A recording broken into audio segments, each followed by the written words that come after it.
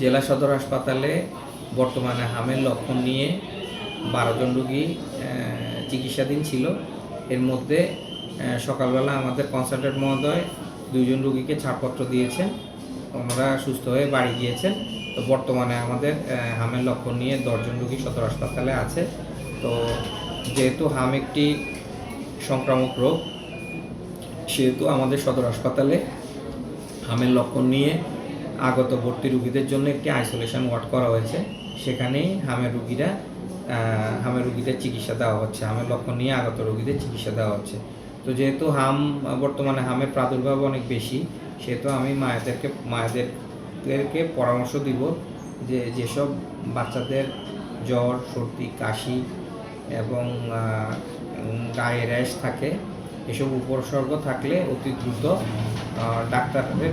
ডাক্তারের শরণাপন্ন হতে হবে এবং ডাক্তার থেকে চিকিৎসা নিতে হবে। চিকিৎসা নিলে এ রোগ থেকে পরিত্রাণ পাওয়া সম্ভব। তো আতঙ্কিত না হওয়ার জন্য আমি মায়েদেরকে অনুরোধ করব। ধন্যবাদ।